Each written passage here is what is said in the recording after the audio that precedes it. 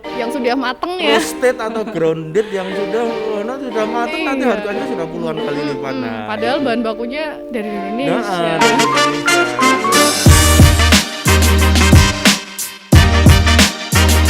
Ciralus Gas.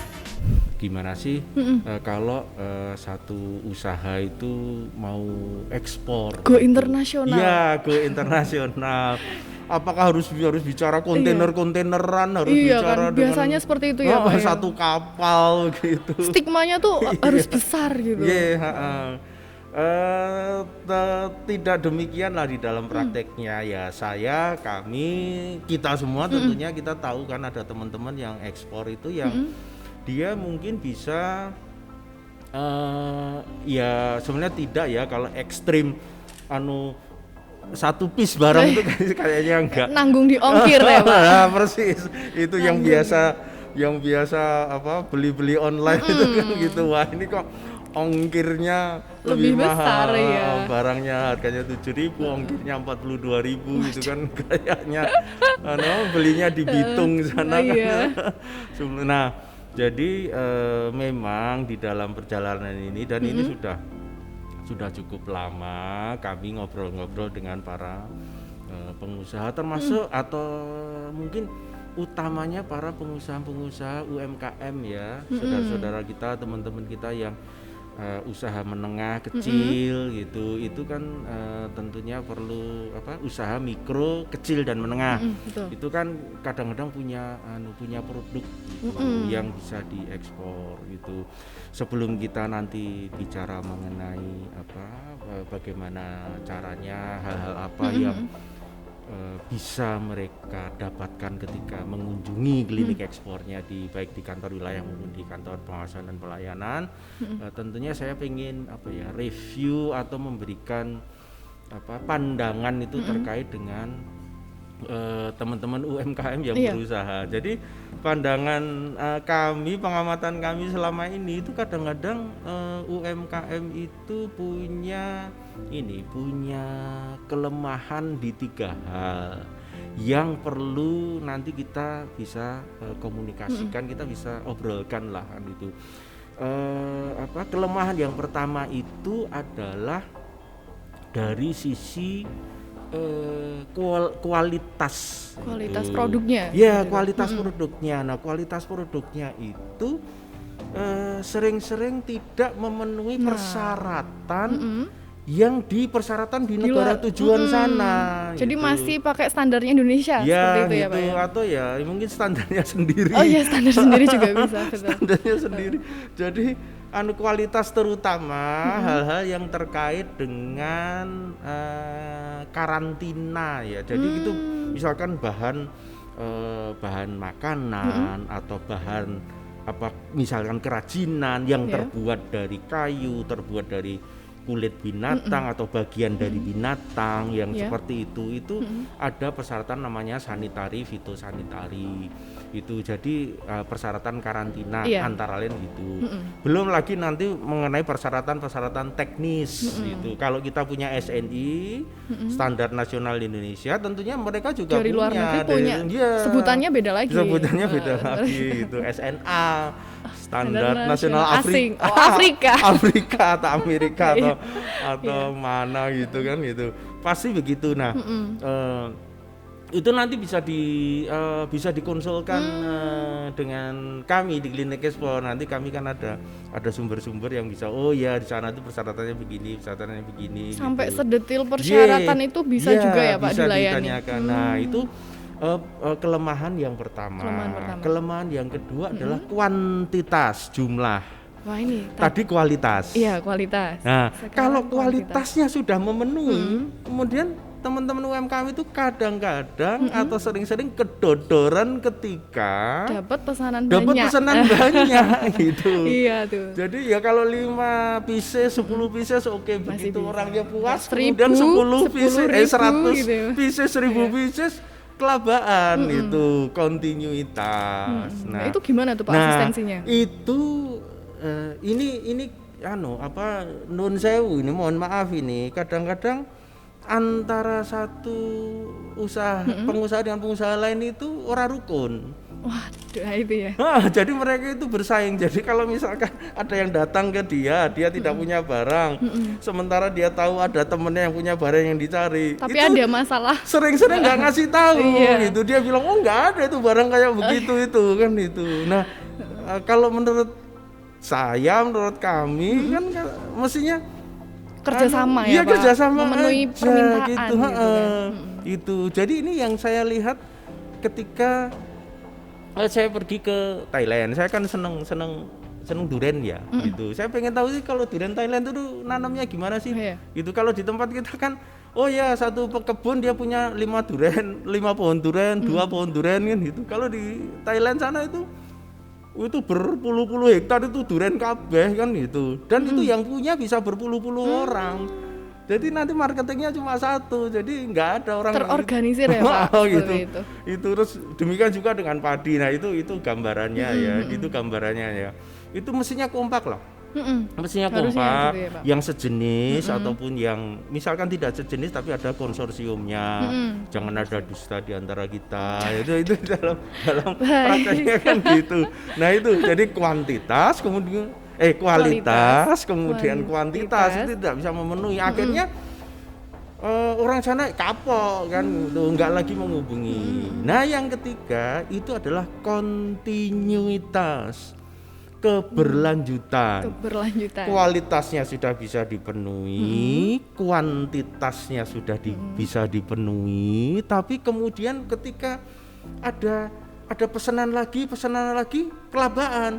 Oh kok ora iso itu pegawaiku meteng itu ora mlebu itu kan pegawaiku pegatan karo bojone jadi wis terus serasa iki serang sudah nggak bikin barang itu. Nah kayak begitu tuh, jadi pelanggan tidak puas gitu ya, akhirnya Pak, dia akan cari nona. Itu betul.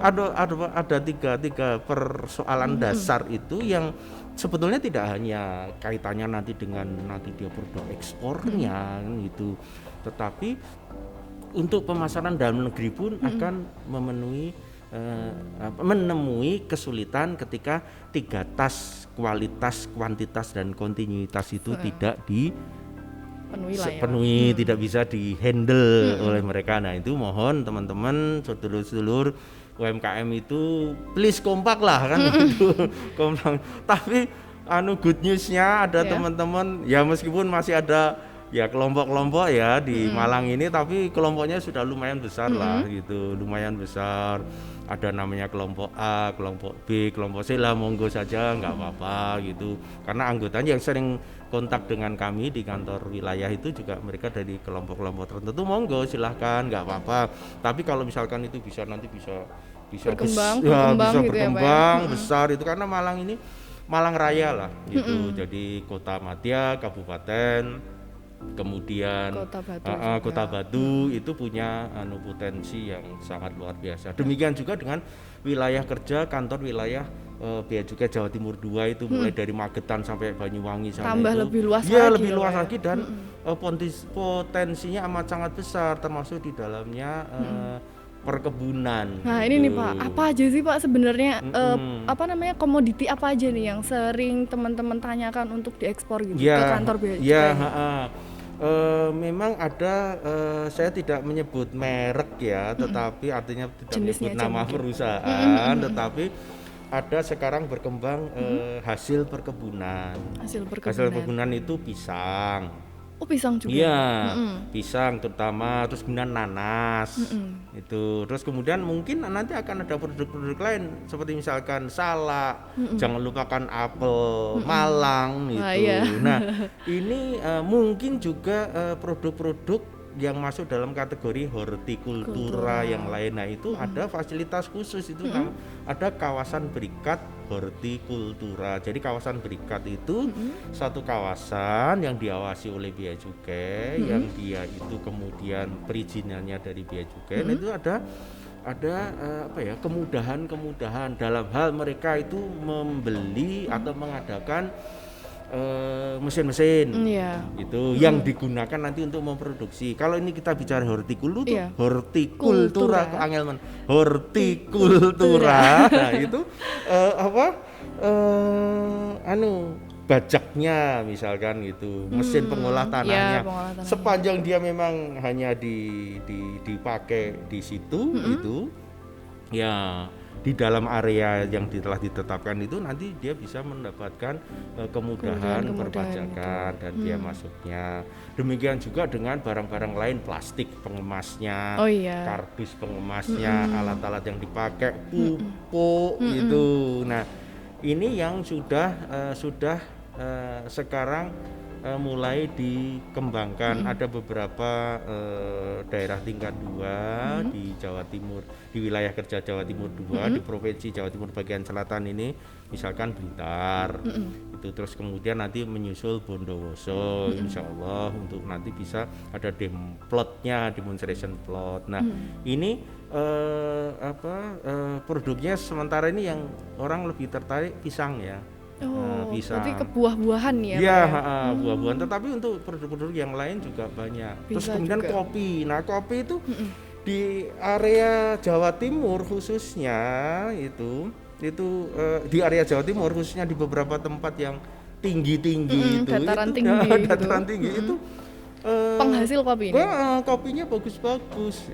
Kopinya bagus-bagus. Bisa diterima di pasaran luar ya? Bisa diterima di pasar luar. Nah, tentunya harapannya ya tentunya dimaksimalkan produksinya ya Pak ya. Produksinya termasuk nilai tambahnya ditingkatkan lah. Jangan hanya green bean. Challenge saya adalah ke teman-teman yang sudah konsultasi itu kopi itu mereka masih mengekspor green bean. Bagaimana kalau itu kemudian ditingkatkan menjadi roasted bean. Jadi sudah ada pengolahan. Iya, jadi nggak raw banget gitu Pak. Nggak raw banget karena nanti akan diekspor begitu, nanti akan kembali lagi ke Indonesia dalam bentuk yang sudah mateng ya. Roasted atau grounded yang sudah mateng, nanti harganya sudah puluhan kali lipat. Padahal bahan bakunya dari Indonesia. Dari Indonesia gitu. Nah, seperti itu. Terus kemudian termasuk juga kerajinan tangan. Kerajinan tangan. Ya, kerajinan tangan, seni kriya itu potensinya juga besar ya Pak ya. Besar gitu. Nah, nanti di dalam klinik ekspor itu nanti selain tadi proses perizinan seperti apa kami bantu gitu. Iya. Kalau misalkan nanti komunikasi dulu bisa lewat Instagram ini, silakan nanti ditanyakan, nanti tentunya akan kita respon. Mereka menghubungi di mana, bisa di kantor wilayah, bisa langsung datang ya Pak bisa langsung datang. Nanti kemudian mungkin kunjungan kedua ketiga sudah dengan persyaratannya, nanti kita bantu untuk pengurusan perizinannya karena semuanya kan online. Nah, gitu. Ini Pak, ngomong-ngomong tentang persyaratan nih Pak, persyaratan umumnya misalkan orang mau ekspor itu apa ya? Yang paling enggak dia harus minimal lah dia siapkan itu. Nah, apa itu Pak? Jadi istilahnya itu kan datang tanpa muka, pergi tanpa punggung. Jadi identitas kudu jelas kan gitu. Iya, betul. Meskipun pakai masker kelihatan matanya tak kelip-kelip gitu, tapi kan ada KTP-nya gitu. Betul. Lah nanti minimal itu adalah izin usaha industri. IUI. Ya, IUI atau sejenisnya karena mungkin tiap Dati 2 itu punya persyaratan yang spesifik. Jadi pertama tentunya hubungilah dinas perdagangan, perindustrian, koperasi setempat. Di Pemda masing-masing ya, gitu di Pemda masing-masing. Jadi harus ada itu. Koordinasi gitu. dulu paling enggak ya? Iya, harus ada. Tapi kalau misalkan belum mau penjajakan, silahkan boleh juga. Silahkan juga. Nanti tentunya kami akan berikan penjelasan itu. Terus kemudian nanti ada namanya NIB itu nomor induk berusaha itu kan secara online, nanti kami bisa bantu juga di sini ya Pak, misalkan kita di kantor pelayanan juga bisa nanti bisa membantu untuk pengurusan NIB-nya gitu. Itu sudah langsung jenggleng gitu, sudah langsung jadi. Nah, kemudian NIB itu kemudian bisa dipakai untuk kegiatan-kegiatan ekspor dan impor. Bisa dua-duanya ya Pak. Apabila nanti ada dia ingin menggunakan fasilitas untuk lebih memudahkan, misalkan dia IKM itu kita akan menggunakan kategorinya dari teman-teman perindustrian ya. IKM itu 4,8 miliar ya. Ini omsetnya. Omset tahunannya ya. Omset tahunannya 4,8 miliar. Dan di bawah itu nanti kategori IKM nanti akan disiapkan modul. Jadi untuk berfasilitas, artinya fasilitas yang saya sebutkan ini adalah KITE ya, kemudahan impor tujuan ekspor. Bagaimanapun kan kudu ono catetane gitu. Zaman saya muda dulu nyewa komik hanya ono catetane kan itu. Ya, dicatat kan itu nama siapa, kapan mesennya. Kapan mesen itu apalagi ini melibatkan duit ya. Iya, gitu. Ada catatan tapi itu mudah kok gitu, mudah. Dan juga di dalam prakteknya juga kita kan kerjasama sama adik-adik ini adik-adik stan itu kemarin ikut juga berkunjung untuk Pak dosennya itu salah satu dosen berkunjung ke kantor wilayah untuk nanti siap untuk kerjasama teman-teman untuk membantu gitu. Nah teman-teman stan itu mereka dalam mahasiswa dari jurusan pajak, dari jurusan bea cukai gitu, spesialisasi pajak, spesialisasi bea cukai yang nanti pas akan ya, nanti kan akan ketemu. Iya, ya pajaknya ketemu ya bea cukainya ya ketemu. Gitu. Nah ini Pak, terakhir nih ya Pak. Yeah. Ada pesan-pesan untuk teman-teman pelaku usaha nih biar mereka tuh nggak sungkan gitu Pak untuk datang ke kantor wilayah ataupun kantor bea cukai lainnya gitu. Jadi saya mengutip slogannya salah satu plafon online itu begini, mulai aja dulu, datang aja dulu, ngobrol aja dulu, pengen opo, curhat opo, nanti kita akan bantu semaksimal mungkin, nanti kita akan arahkan. Kemudian kan kita juga punya klien-klien lain-lain, klien yang urusannya sama kapal, klien urusannya sama kontainer, klien sama urusannya sama gudang. Kita bisa gadok-gadok kayak gitu. Sampean perlu ini, sampean perlu ini, saya kenal dengan teman-teman dari perwakilan gitu. Perwakilan Bank Indonesia misalkan untuk bagaimana mau mendapatkan kemudahan di bidang permodalan, pembayaran yang itu ada teman-teman perbankan gitu. Dan kami juga dekat dengan teman-teman perbankan, baik perbankan pemerintah maupun perbankan swasta yang bisa nanti punya skema-skema untuk memudahkan para UMKM itu. Jadi mulai aja dulu. Dan mumpung jadi yang namanya pandemi orang malas keluar kan dimanfaatkan ya Pak. Dimanfaatkan kan mereka perlu barang terutama komoditas makanan. Komoditas makanan. Ya karena memang situasinya sekarang udah nggak bisa kemana-mana. Semua orang kan harus makan. Iya, betul. Saya kira itu. Jadi monggo kita tunggulah kedatangan nanti teman-teman UMKM. Silahkan bisa melalui akun IG ini atau misalkan bisa datang ke tempat kita. Mereka bisa cek juga ke website kita, ke media sosial kita. Saya kira semuanya praktis 247 ini kayaknya apalagi selama pandemi ini kan kayaknya kok malah makin sibuk gitu kan gitu. Karena semua orang jadi nelpon kan, tidak datang tapi nelpon kan gitu. Tapi oke lah, jadi saya kira itu.